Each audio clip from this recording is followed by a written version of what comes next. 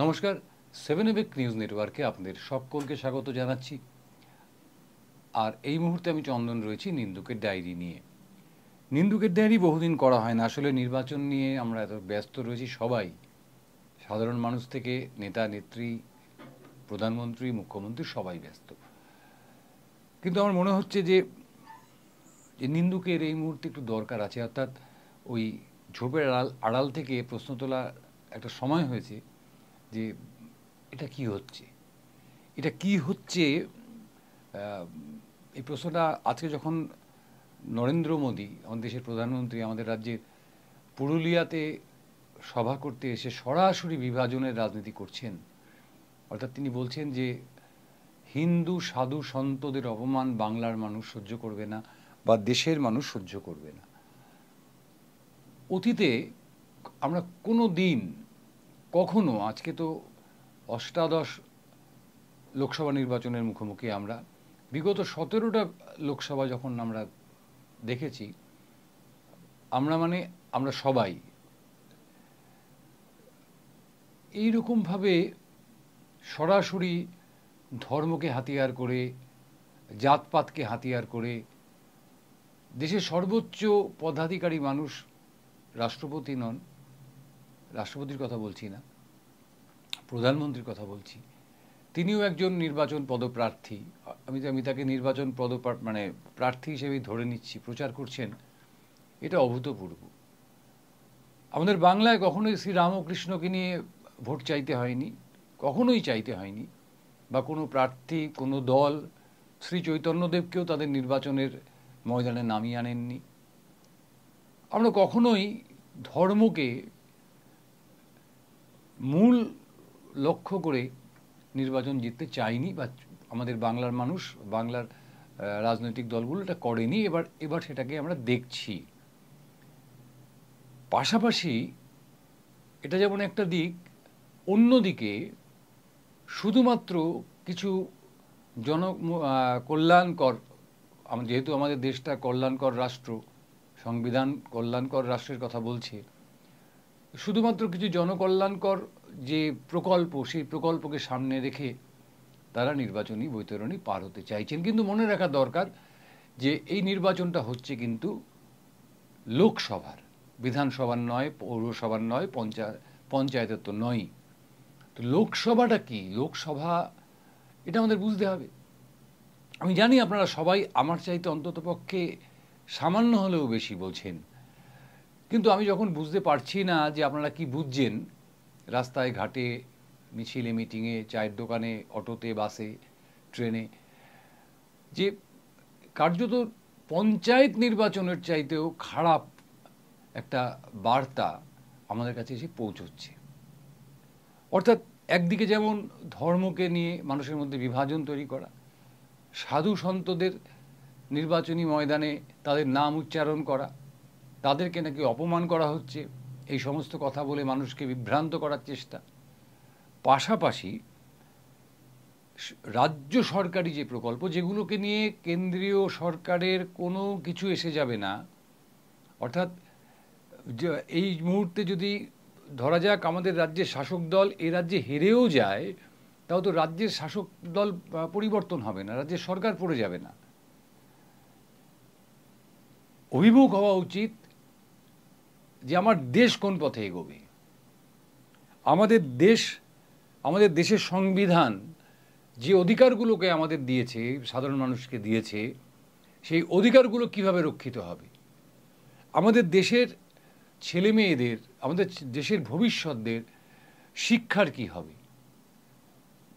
চিকিৎসার কি হবে, কর্মসংস্থানের কি হবে, খাদ্যের কি হবে, বাসস্থানের কি হবে। কারণ এগুলো অত্যন্ত বড় বড় প্রজেক্ট, অত্যন্ত বড় বড় অঙ্কের টাকা খরচ করলে পরে তবেই এই কাজগুলো করা সম্ভব।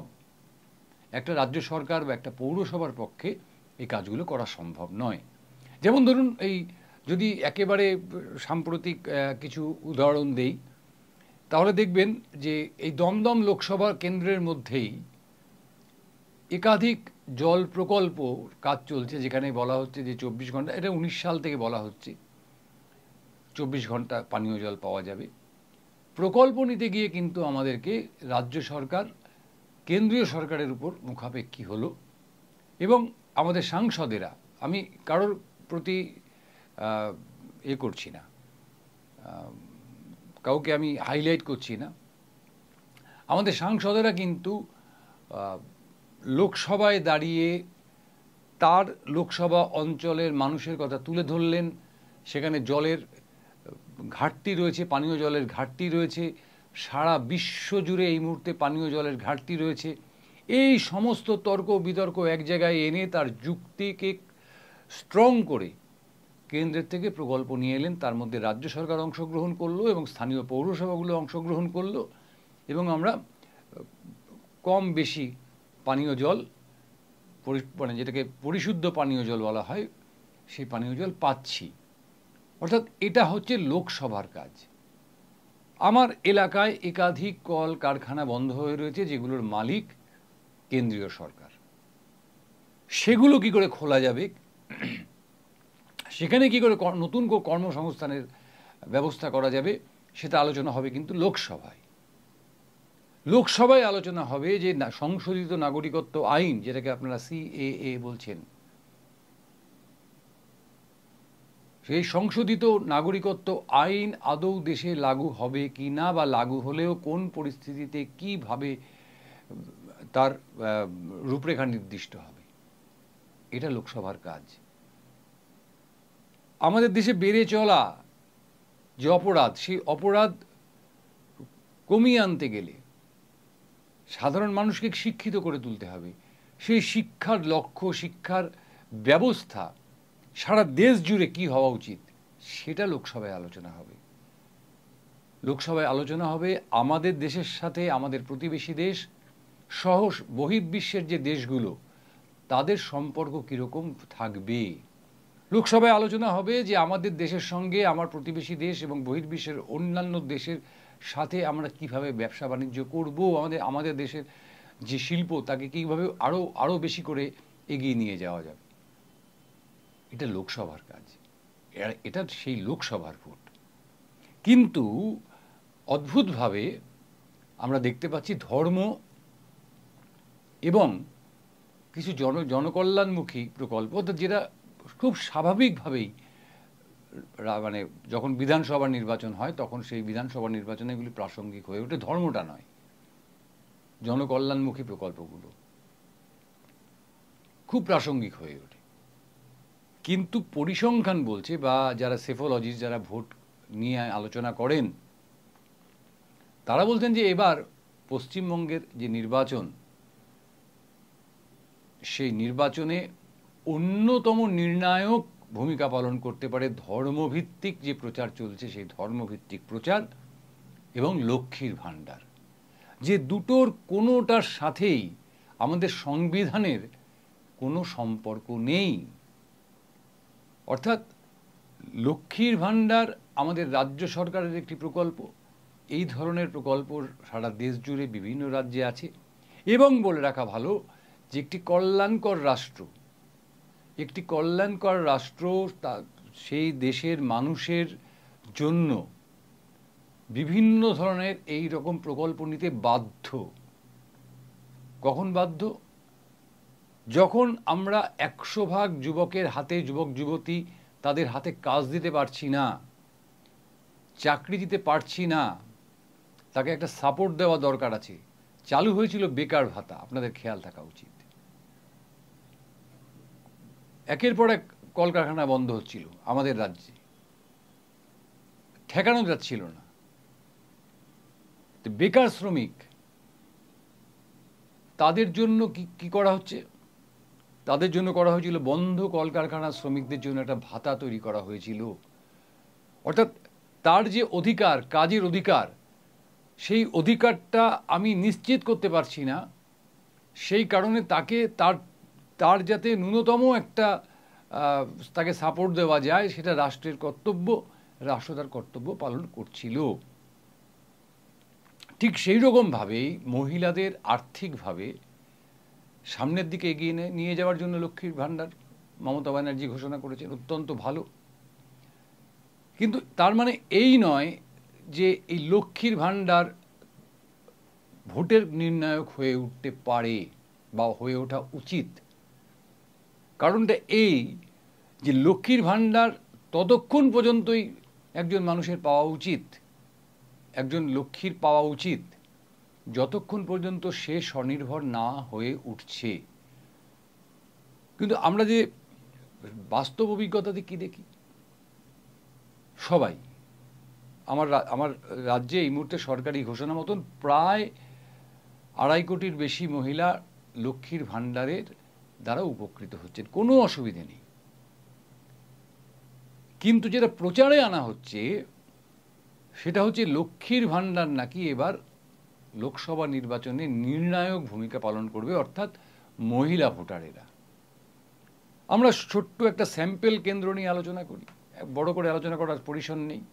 যাদবপুর অত্যন্ত সেন্সিটিভ কেন্দ্র একটি, যেখান থেকে 84 সালে মমতা বন্দ্যোপাধ্যায় নিজে নির্বাচিত হয়েছিলেন। তখন তো লক্ষ্মীর ভাণ্ডার ছিল না, অর্থাৎ সেন্সিটিভ কেন্দ্র। অর্থাৎ তারা সত্যিকে সত্যি, মিথ্যেকে মিথ্যে, সাদাকে সাদা, কালোকে কালো সেখানকার ভোটারেরা নির্দিষ্ট করে দেন। নাহলে সোমনাথ চট্টোপাধ্যায়ের মতন একজন দুধে রাজনীতিবিদ, তাকে মমতা ব্যানার্জির মতন একজন নবাগতা তিনি পরাস্ত করতে পেরেছিলেন।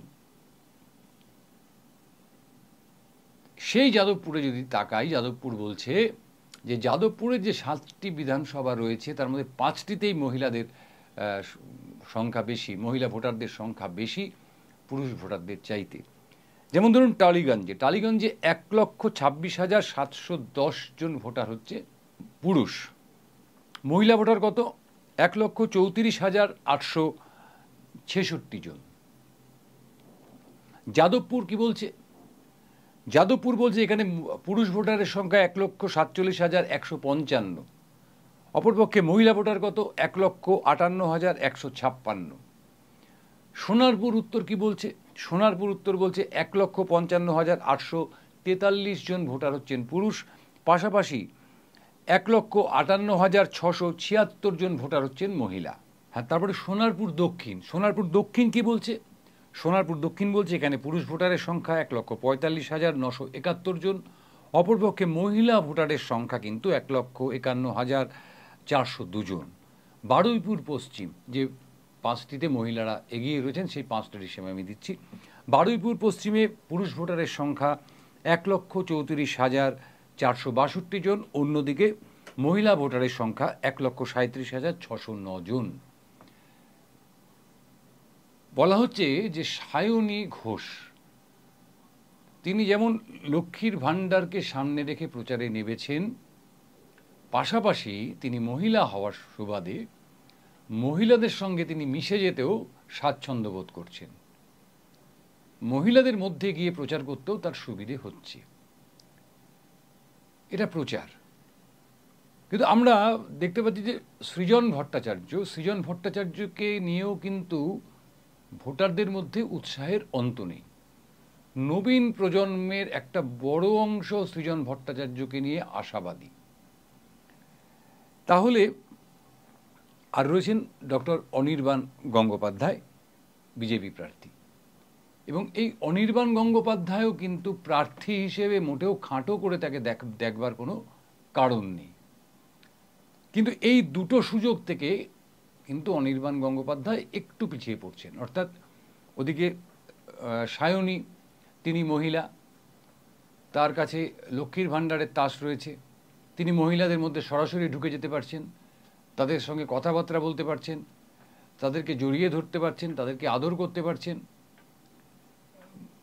এটা হচ্ছে নৈকট্য প্রকাশের ব্যাপার। জানেন তো, ভোটের আগে তো আমরা সবাইকে খুব ভালোবেসে ফেলি, ভোটের পর কী হয় সেটা অন্য প্রশ্ন।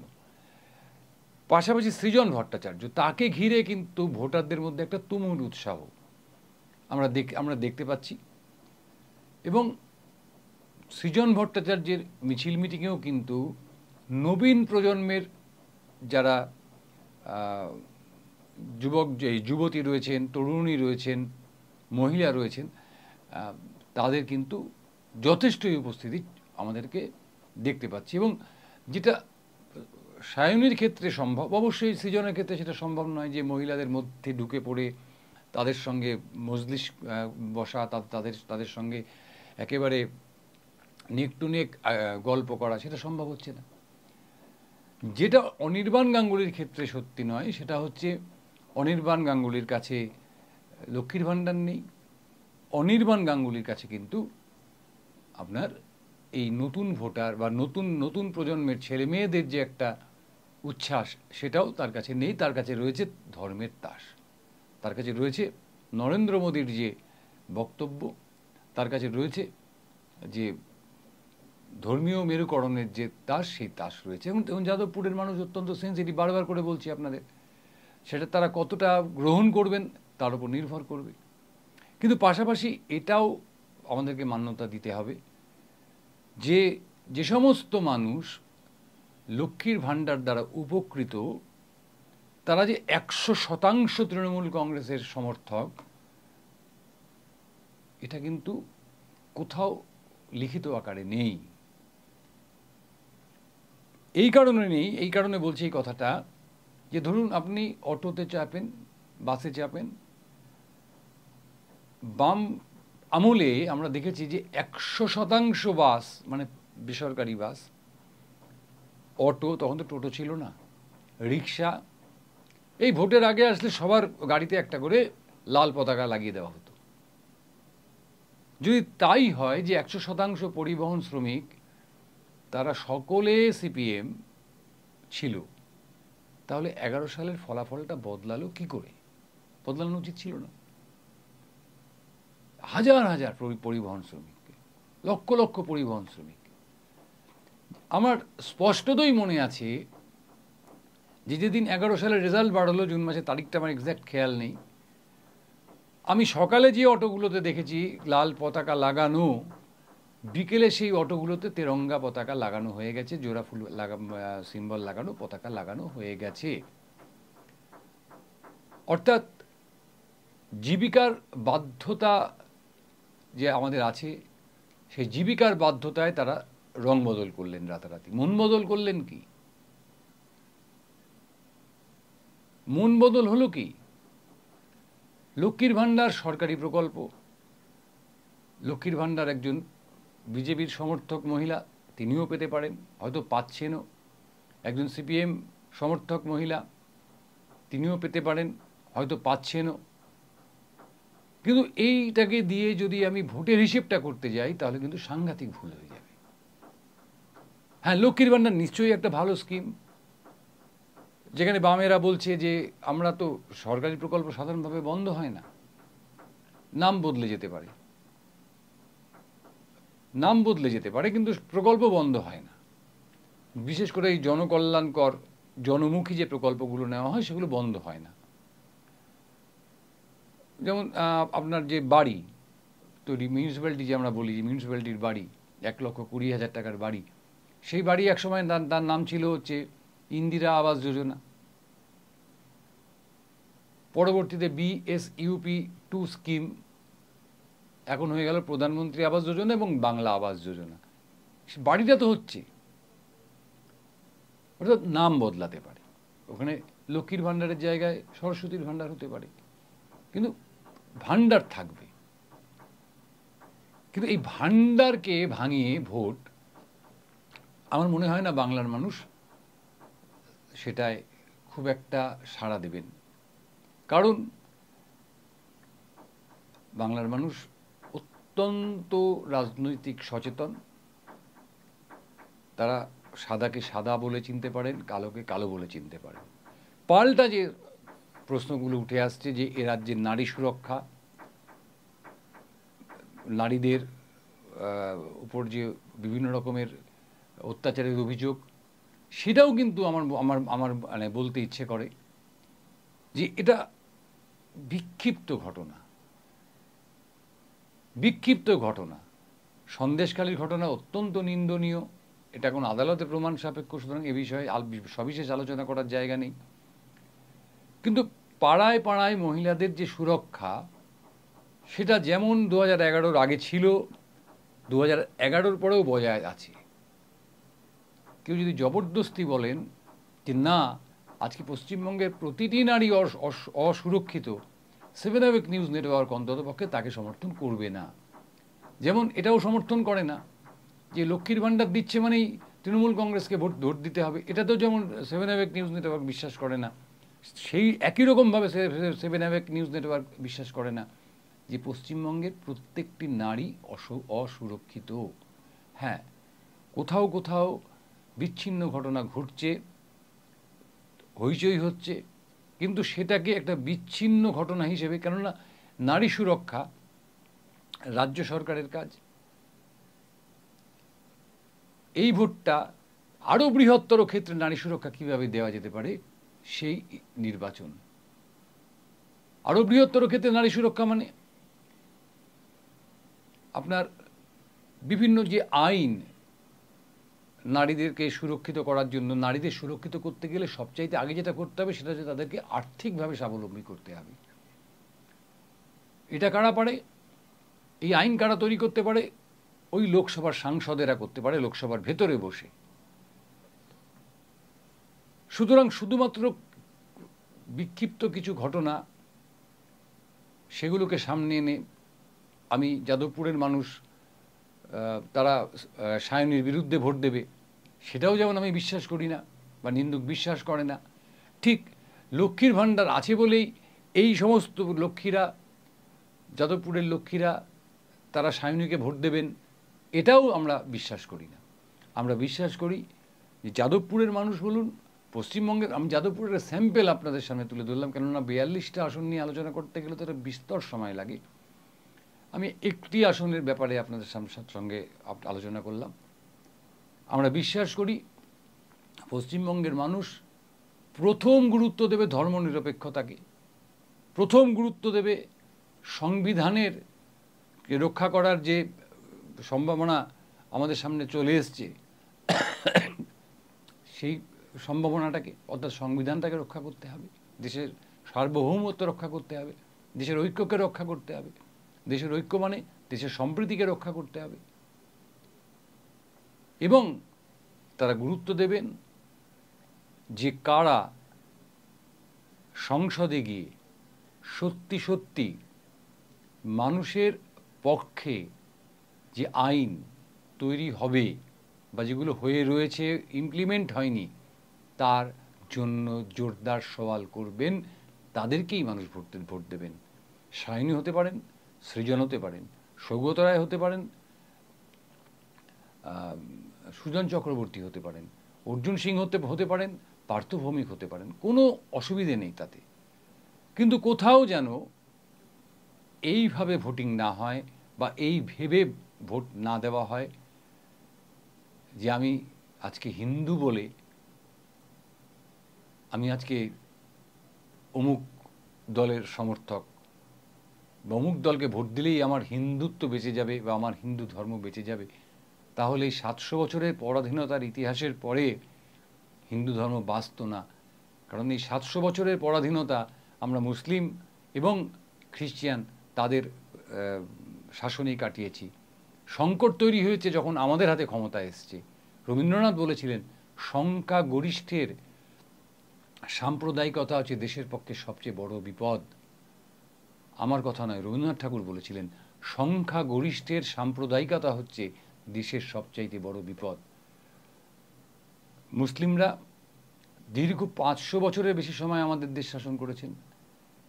আমাদের হিন্দুদের সেই সময় কখনোই মনে হয়নি যে আমরা বিপদগ্রস্ত। তারপরে ইংরেজরা, অবশ্যই তারা হিন্দুও নন মুসলিমও নন, তারা 200 বছর দেশ শাসন করেছেন। তখনও আমাদের মনে হয়নি যে আমরা হিন্দুরা বা আমাদের দেশের অন্য সম্প্রদায়ের মানুষেরা তারা কখনো মনে করেননি যে আমরা খুব বিপদগ্রস্ত। আমরা সেই বিপদগ্রস্ত মনে করা শুরু করলাম কখন? যখন 47-এ আমাদের হাতে ক্ষমতা চলে এলো, যখন ধর্মের ভিত্তিতে দেশটা ভাগ হলো। তারপর থেকেই কিন্তু আমাদের মনের মধ্যে এই সমস্ত উস্কানি কাজ করা শুরু করলো। আমি বিশ্বাস করি যে আমার বাংলার মানুষ যে 4টে দফায় ভোট দিয়েছেন, তারা এই সমস্ত কিছুর বাইরে গিয়ে নিজের চিন্তা, নিজের চেতনায়, নিজের চৈতন্যে যাকে ভালো মনে করেছেন তাকেই ভোট দিয়েছেন। এবং আগামী যে 3টে দফা রয়েছে সেখানেও ভোটিংটা হবে, সেখানেও মানুষ ভোট দেবেন নিরাপদে এবং নিজের স্বাধীন ইচ্ছায়, যেখানে তাকে কিচ্ছু প্রভাবিত করতে পারবে না। সবার আগে মনে রাখতে হবে আমাদের দেশটা ধর্ম নিরপেক্ষ। এখানে একজন হিন্দুর যা অধিকার আছে, একজন মুসলিমের সমান অধিকার রয়েছে, একজন ঈসাহির সমান অধিকার রয়েছে, একজন খ্রিস্টানের সমান অধিকার রয়েছে, আরও অনেক ধর্ম রয়েছে, সবার সমান অধিকার রয়েছে। এই সবার সমান অধিকার রক্ষার লড়াইটাই অষ্টাদশ লোকসভা নির্বাচন। সেটাই মনে করিয়ে দেওয়ার জন্য আজকের আমার এই নিন্দুকের ডায়েরি ছিল। আর মনে করিয়ে দেওয়ার ছিল যে না, কোনো বিভ্রান্তিতে যাবেন না, কোনো উস্কানিমূলক বক্তব্যের সমর্থন করবেন না, এবং কাউকে ছোট করে যারা কথা বলবে, যারা প্রমাণ করার চেষ্টা করবে নিজেই বড় আর সবাই ছোট, সেই সমস্ত বিভ্রান্তিগুলোকে এড়িয়ে নিজেদের যুক্তিতে, নিজেদের চিন্তায়, চেতনায়, এবং সবচাইতে ভালো যাকে আপনার লাগবে, যে কোনো দলের হোক, আপনার নিজস্ব আদর্শ, নিজস্ব মতামত এবং নিজস্ব যুক্তি যার পক্ষে যায় তাকে ভোট দেবেন। আপনার যুক্তি যদি তৃণমূলের পক্ষে যায় তৃণমূলকে ভোট দেবেন, আপনার যুক্তি যদি বিজেপির পক্ষে যায় বিজেপিকে ভোট দেবেন, আপনার যুক্তি যদি বামেদের পক্ষে যায় বামেদের ভোট দেবেন, কিন্তু ধর্মকে ভোট দেবেন না, জাতপাতকে ভোট দেবেন না। সবাই খুব ভালো থাকবেন। আর রোজ যে কথা বলি, মাঝখানেই বলে দেওয়া উচিত ছিল যে অনুগ্রহ করে আমাদের চ্যানেলটিকে সাবস্ক্রাইব করবেন, কারণ বিজ্ঞাপনহীন আমাদের এই চ্যানেল, একমাত্র ভরসা আপনারা, অর্থাৎ আমার দর্শকেরা, যারা আমাদের চ্যানেলটিকে আজকে এত বড় করেছে। আবারও বলছি, সবাই খুব ভালো থাকবেন, নিরাপদে ভোট দেবেন, এবং 4 তারিখ সবাই নিরাপদে থাকবেন, সবাই ভালো থাকবেন, সবাই আনন্দ করবেন। জয় হিন্দ।